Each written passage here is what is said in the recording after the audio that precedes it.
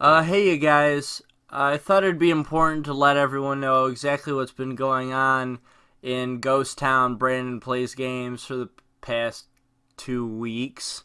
Almost more than that. I've been trying to focus on Grandpappy Tortimer, the new YouTube page that I made, and things have been going okay. I've started a few series where I do some short let's play stuff and kind of do some quick cuts and two best friends style kind of thing when they back in the early days when they made those like 15-minute videos of like a compilation of the best parts of their playthrough.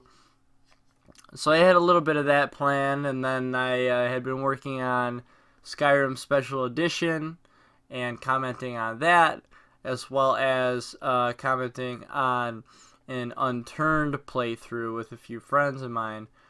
Things have not been going the ways that I've been wanting them to. The Skyrim videos probably the ones that have turned out the best.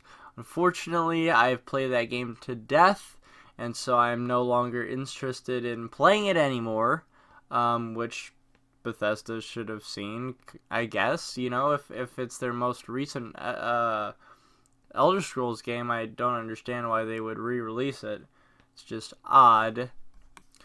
But anyway, yeah, I've just been trying to perfect this whole YouTube thing.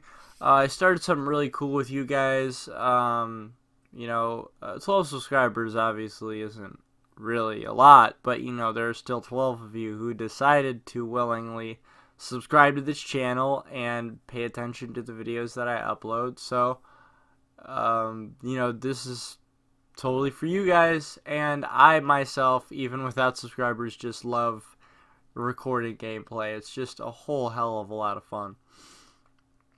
But yeah, I've been doing this YouTube thing for like 8 years, on and off.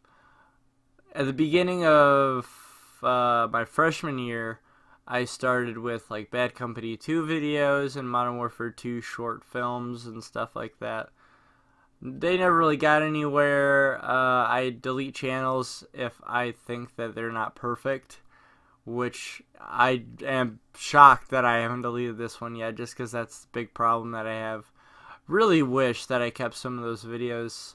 Back when Atmosphere was a game where it was a game creation software, and it was really cool. Back when that was big, I'd record myself playing that game back when I had an iMac, and it had its own built-in microphone and all that stuff. So that was really fun.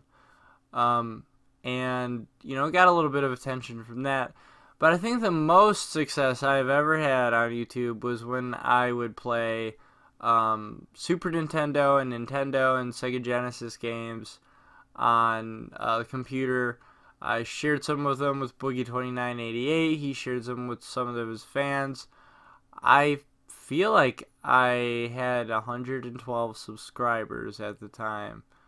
So that was, for me, really cool. Over 100 people paying attention to my videos. And there'd be kids who say, "This is pure genius. I love this." So that was amazing, and I absolutely love that. I think that was the height of it. After that, I got scared because, just kind of how emulators work and, the legality of it. So I decided to delete that channel just, out of fear that something bad would come of it. So after that, I kind of lay low for a while, stopped doing the YouTube thing. Got rid of my iMac because it was broken as hell. And just the whole recording process, for some reason, wouldn't work anymore. Then I moved and got myself a Snowball and found whatever the hell screen recording device I could on the internet. Searched for weeks to find something. Found one that was free. Eventually it asked me for $30, and then it asked me for $70. I'm like, fuck it, fine, I'll do it. This is important to me. So here we are. I think I've got over 60 videos on this channel right now. It first started without any narration at all. Skyrim and Fallout 4. Well, Skyrim was narrated, but those were like 40-minute videos, so oh my god. Nobody has that kind of attention span. Except for me, I will legit watch a 40-minute video from start to finish without any breaks, because at least if it's something that I'm interested in. I know other people are like that. But yeah, I don't know. I mean, I just feel super sorry for somewhat abandoning you guys. I'm sure nobody was too upset about it, except for me.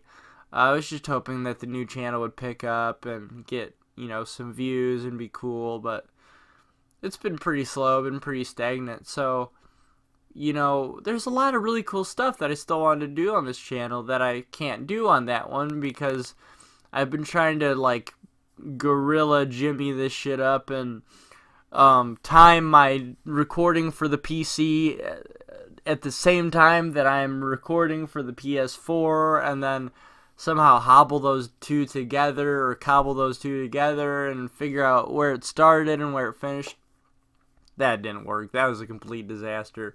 So I'm gonna eventually have to get some kind of Elgato, and yeah, but I think throughout all of this, I'm just gonna keep it all in one channel.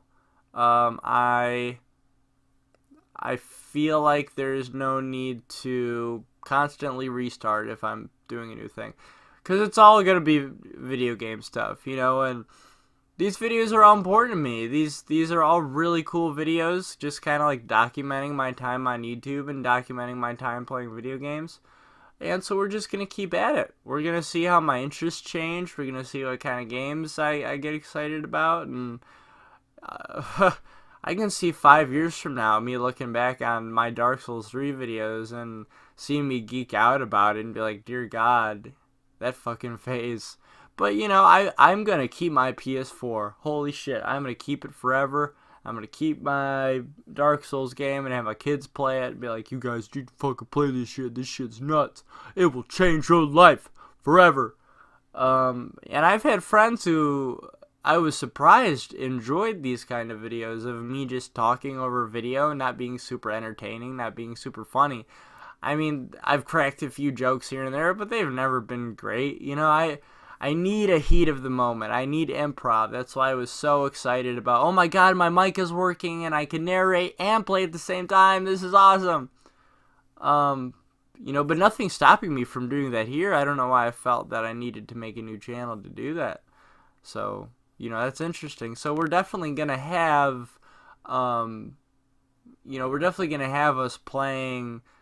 And, you guys are going to hear me do, live commentary for that kind of stuff. And I'll be able to really, go balls out with my sense of humor and all that stuff. So, yeah, I'm just going to put everything on this channel.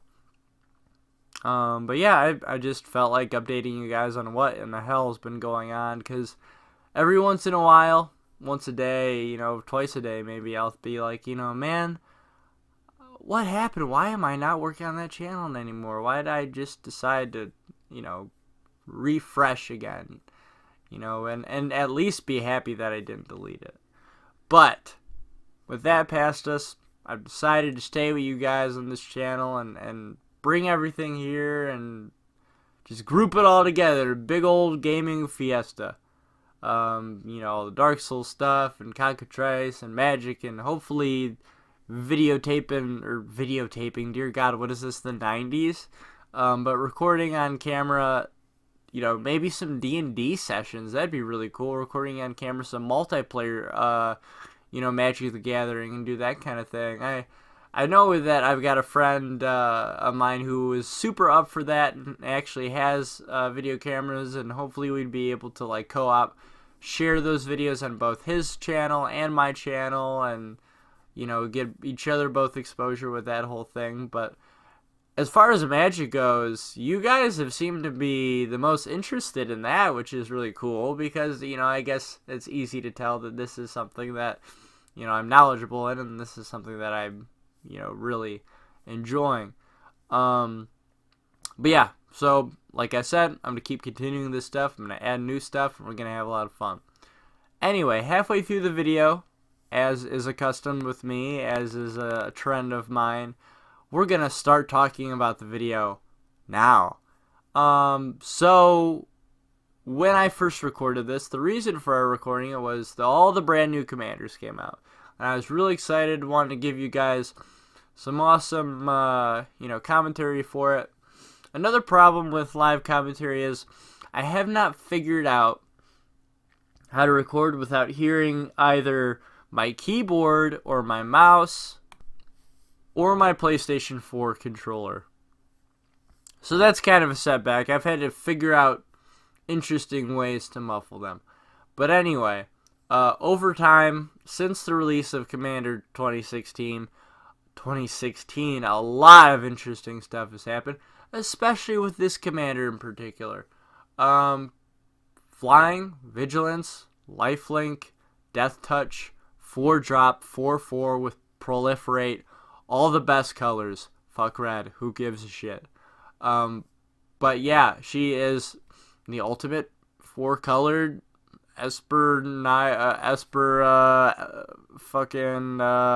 Bant commander. Like, those are the two focus: green, white, blue, and black, blue, white. So yeah, it's nuts. She's pretty crazy, but the thing is, she's slow.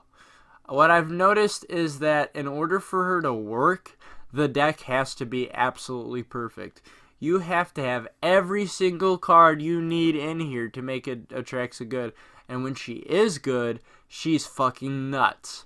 But when you don't have every single piece you need, she's decent, or maybe less than that. Atraxa has found her place competitively with Super Friends. Infect is not enough. In my personal deck, I have Infect, Super Friends, and big 1/1 counters on trampling creatures. So I've got just like 3 different strategies I can go by. The most effective by far has been Super Friends. And that's why I think Atraxa has found her place as being the best Super Friends commander, hands down. Arguable, but I don't know why you would argue against it. It's pretty fucking clear and solid that she has the lead as far as that shit goes. I've gotten Elspeth Knight Errant up to 24 counters and ultimated her while being able to do all her other crazy shit. It's just, absolutely bizarre. And besides being able to proliferate counters, Atraxa has done a pretty damn good job of proliferating prices online. All her decks online are sold out. You will not be able to find them anywhere. A friend of mine got really lucky and found one at the GameStop, at the mall, randomly. Just one place where people are not going to be specifically looking for Magic cards, but they're going to sell them. So, he texted me or he was like, tell this friend who's been looking for them, this is where they are, get them now. I Facebook messaged him right away and I'd be like, get your ass over there now, don't ask questions. Atraxa's there, drive, go. And he ended up getting it. So good for him. I love it. I personally am also making a Atraxa deck in real life. It is going to look and does look exactly like this. Unfortunately, it is a $550 to $600 deck. I don't have that kind of money at one time spare. So I've just been having to buy handfuls of like $30 maximum each paycheck.